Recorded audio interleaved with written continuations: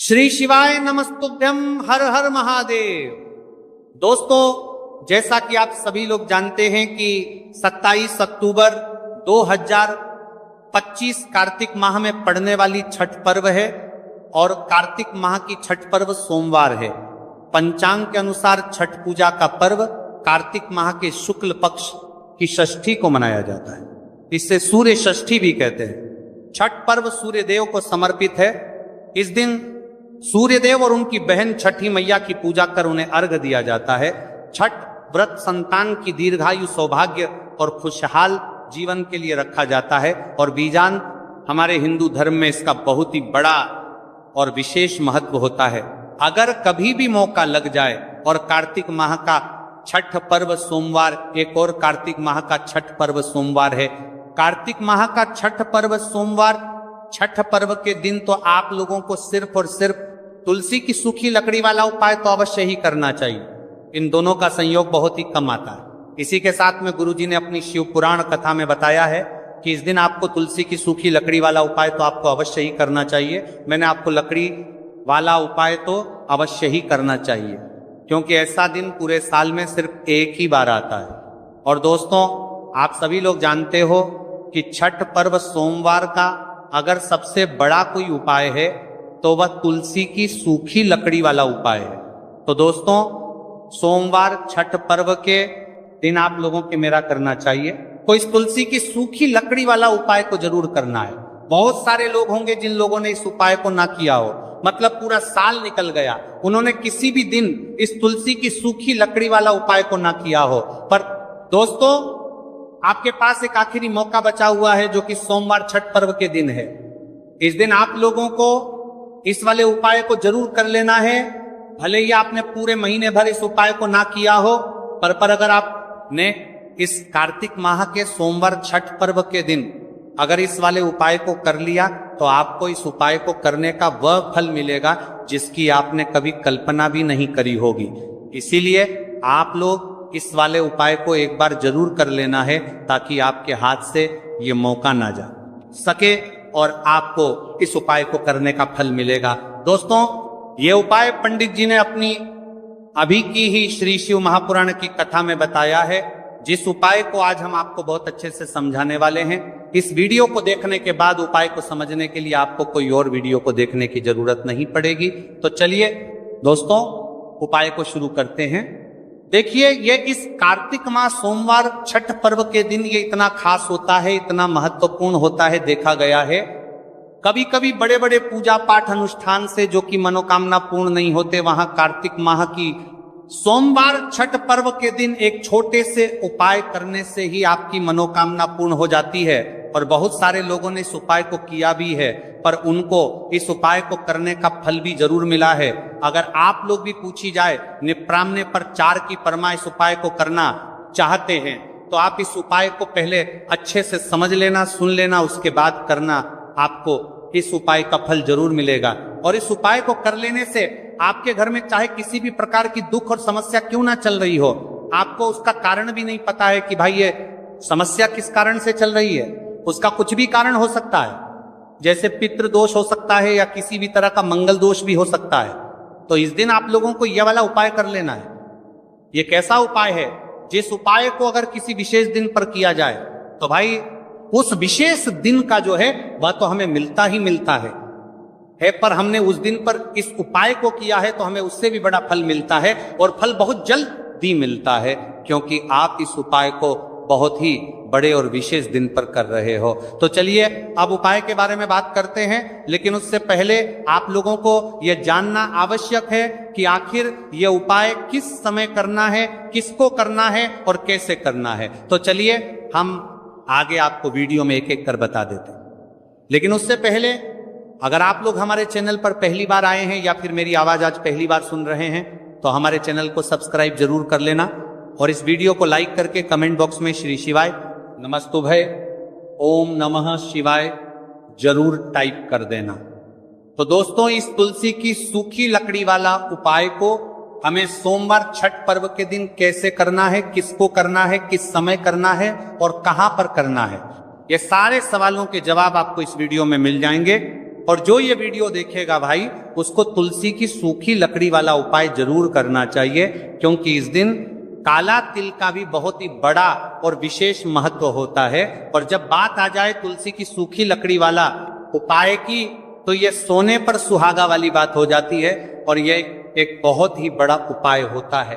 अब दोस्तों, इस तुलसी की सूखी लकड़ी उपाय को आखिर करना किसको है, सबसे पहले हम लोग वो बात जान लेते हैं। तो देखो, घर की जो बड़ी माताएं बहनें होती हैं, उन माताओं बहनों में से कोई भी एक बड़ी माता बहन इस वाले उपाय को कर सकती है। और दोस्तों, अगर आप चाहे तो अपने घर में से सभी सदस्यों को भी इस उपाय को करवा सकते हैं। अगर किसी व्यक्ति की खुद की कोई मनोकामना है, खुद की कोई दुख और परेशानी है जो कि वह अपने लिए ही करना चाहता है, इस वाले उपाय को तो वह खुद अपने लिए भी कर सकता है। बाकी अगर कोई घर में से ऐसा है जो कि अपने पूरे घर परिवार की सुख और शांति के तो लिए ये वाला उपाय करना चाहता है, तो भाई वो भी कर सकता है, हो सकता है, उसमें भी कोई दिक्कत वाली बात नहीं है। कहने का मतलब यह है कि इस उपाय को हर एक सदस्य भी कर सकता है और पूरे घर परिवार के सदस्य के लिए घर की बड़ी माताओं बहनों में से कोई एक माता बहन भी कर सकती है।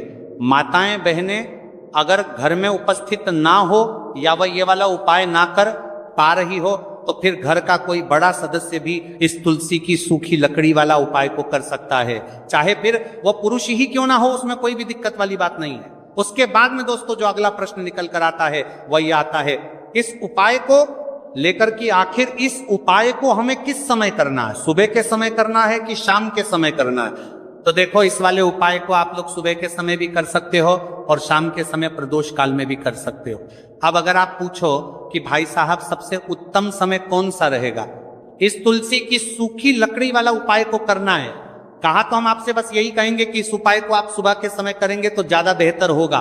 बाकी अगर प्रदोष काल शाम के समय भी करेंगे तो भी अच्छा होगा, उसमें कोई भी दिक्कत वाली बात नहीं है। तो अब दोस्तों, जो अगली सबसे बड़ी और महत्वपूर्ण बात आती है वह यह आती है कि सुबह अगर हम उपाय को करेंगे तो हमें कितने बजे से लेकर कितने बजे तक के बीच में करना है, और शाम के समय प्रदोष काल में करेंगे तो हमें कितने बजे से लेकर कितने बजे के बीच में करना है। तो देखो, सुबह जितनी जल्दी हो सके आप उपाय को करने की कोशिश करना। बाकी अगर किसी कारणवश लेट भी हो जाओ, थोड़ी देर भी हो जाए, तो 10 या 11:00 बजे तक भी आप उपाय कर लेना और 12 बजे से ज्यादा देरी ना हो, ठीक है, इस बात का ध्यान रखना। उसके बाद में दोस्तों, अगर शाम के समय प्रदोष काल की बात करें, प्रदोष काल का जो समय है होता है वह शाम के 6:00 बजे से शुरू हो जाता है। मतलब शाम के 6 प्रदोष काल की बात करें 0 बजे से शुरू हो जाता है। मतलब शाम के से लेकर 7 के बीच का जो समय होता है, यह समय प्रदोष काल का समय होता है। तो आप इस उपाय को 7 या 8:00 बजे के बीच में भी कर सकते हो। मतलब शाम के 6:00 बजे से रात 8:00 बजे के बीच में आप कभी भी इस वाले उपाय को कर सकते हो, उसमें कोई भी दिक्कत वाली बात नहीं है। देखिए, यदि हम किसी भी प्रकार के उपाय को निश्चित दिन और निश्चित तिथि पर करते हैं तो इसका हमें बहुत अधिक लाभ मिलता है और इन उपायों को करने के बाद हमारे जीवन में बहुत अधिक परिवर्तन आता है। साथ ही साथ ये जो उपाय आपके जीवन की सारी परेशानियों को और सारी बाधाओं को दूर करने वाले हैं। देखिए दोस्तों, आज के इस पूरे वीडियो में हम आपको 3 चमत्कारिक उपाय बताने वाले हैं और ये तीनों ही उपाय बहुत ही खास और बहुत ही ज्यादा विशेष होने वाले। तो चलिए दोस्तों, जाने वाले हैं, लेते हैं गुरु जी द्वारा बताए गए सबसे पहले उपाय के बारे में। अश्विन महाधन प्राप्ति उपाय, तुलसी की सूखी लकड़ी घर में रख देना, बहुत जल्दी करोड़पति बनोगे, इतना पैसा पत्र से बंदोरपति बनोगे, बरसेगा। राधे धे दोस्तों, आपको किसी भी दिन तुलसी की सूखी लकड़ी का उपाय घर पर करना है और ऐसा समझ लीजिए कि तुलसी की सूखी लकड़ी का ये उपाय आपको बहुत जल्दी करोड़पति बनाएगा। क्योंकि जो मेरी अश्विन का महीना है ये श्री हरि विष्णु को सबसे प्रिय महीना है। तो देखिए, स्कंद तनगर सर करते हैं, पुराण में आता है कि भगवान विष्णु को सबसे प्रिय अगर कोई महीना है तो वह आश्विन का ही महीना है और आश्विन के महीने में तुलसी के उपाय रातों रात आपके भाग्य को चमकाते हैं। ऐसे में आज की वीडियो में हम आपको तुलसी के ऐसे उपाय बताने जा रहे हैं जो रातों रात आपका भाग्य चमकाएंगे और बहुत जल्दी आपको महाधनी बनाएंगे। तो देखिए, श्री हरि विष्णु प्रसन्न होते हैं जब भी आप मां तुलसी से जुड़ा हुआ कोई भी उपाय करते हैं। मां लक्ष्मी प्रसन्न होती है जब आप श्री हरि विष्णु को प्रसन्न करते हैं। अब आज की वीडियो में जो उपाय हम आपको बताने जा रहे हैं, इस उपाय को करने से श्री हरि विष्णु तुरंत प्रसन्न होते हैं और सीधे सीधे आप मां लक्ष्मी को प्रसन्न कर लेते हैं। आपके जीवन में आप खुद अपने सौभाग्य को प्रसन्न कर लेते हैं।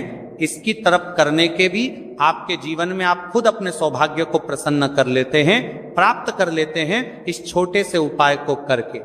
तो देखिए, सबसे पहले बात कर लेते हैं कि जो मान तुलसी है, इनके बिना श्री हरि विष्णु का पूजन और श्री हरि विष्णु का भोग दोनों ही अधूरे हैं।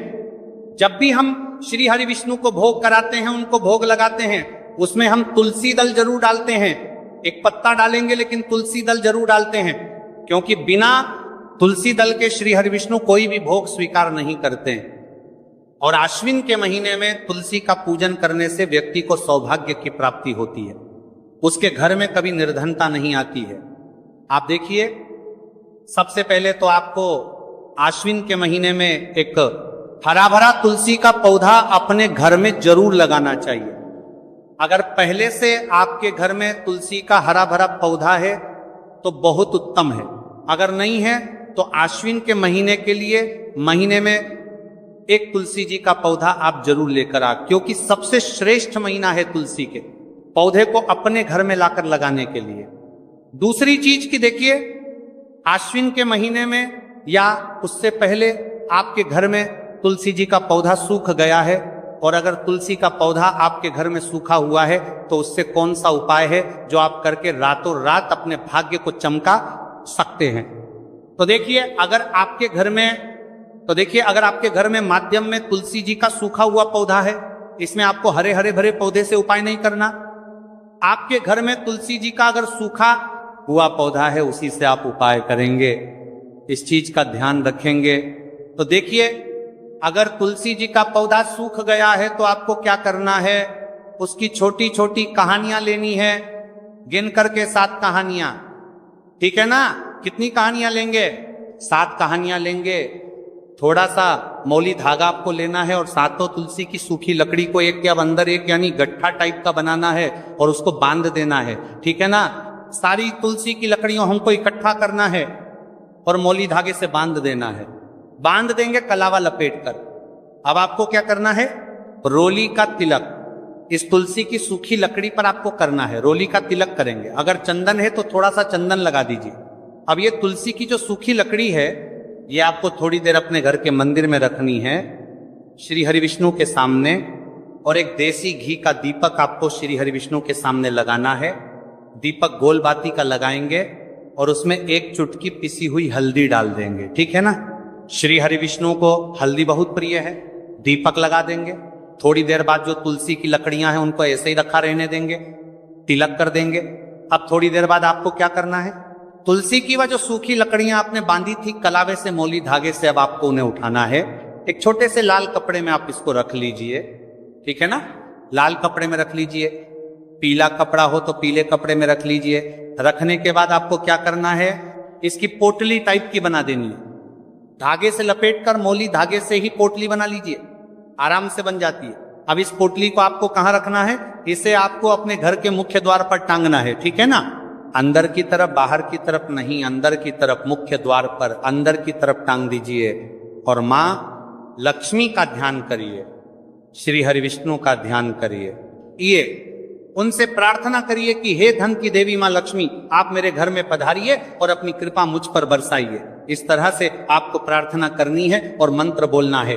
ओम नमो भगवते वासुदेवाय नमः 11 बार ये मंत्र बोलना है। एक दीपक आपको जिस दिन भी उपाय कर रहे हैं अपने घर के मुख्य द्वार पर प्रज्वलित करना है। चौमुखी दीपक यानी 4 बाती का दीपक लगाएंगे और थोड़ी सी हल्दी उस दीपक में भी डाल देंगे।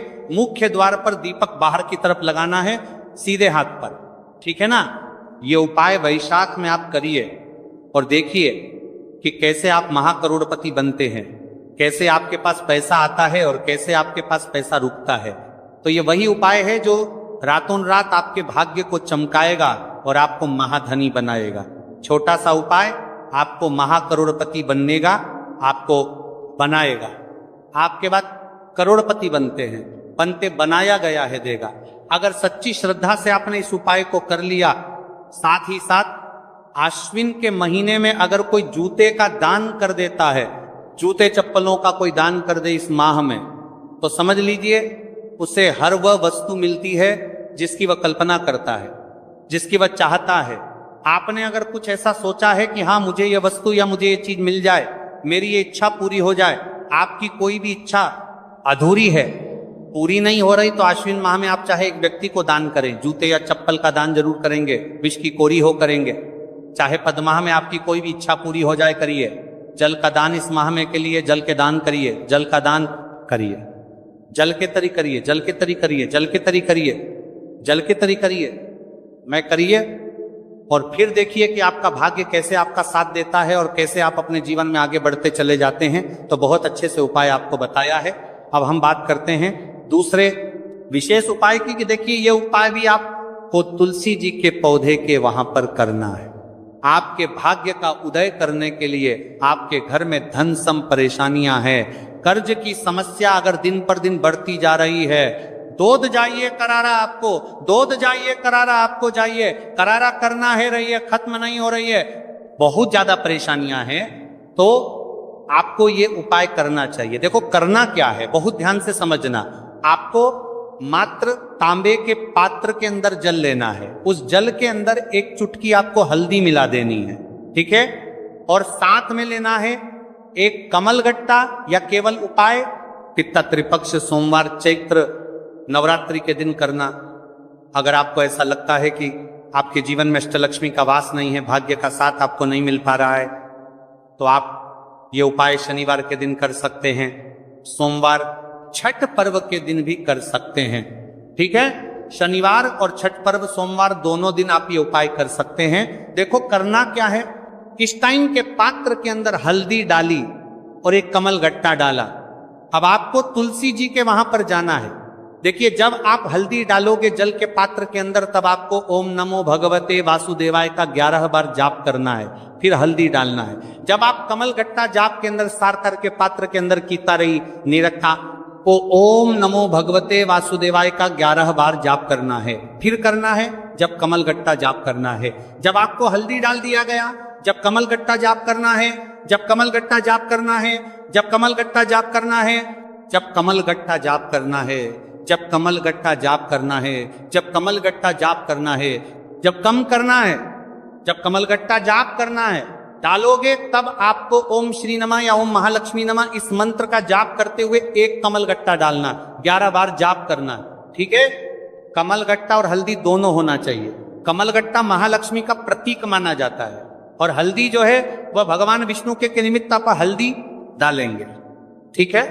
इस जल को आपको तुलसी जी की जड़ में अर्पित करना है, अर्पित करना है। ओम नमो भगवते वासुदेवाय का जाप करते हुए बस इतना सा उपाय करना। धन संबंधित को कोई भी परेशानियां है वह सब दूर हो, ऐसी आपको प्रार्थना करनी है। कर्ज से जुड़ी कोई परेशानी हो तो ऐसी प्रार्थना करनी है कि ये दूर हो जाए, ऐसी कामना करते हुए ये दूसरा प्यारा सा उपाय आपको करना है। तो देखो ये हो गया दूसरा उपाय जो कि आप सुबह से लेकर के शाम तक कर सकते हैं। छठ पर्व सोमवार यादव आज शनिवार के दिन सिर्फ एक बार करना है।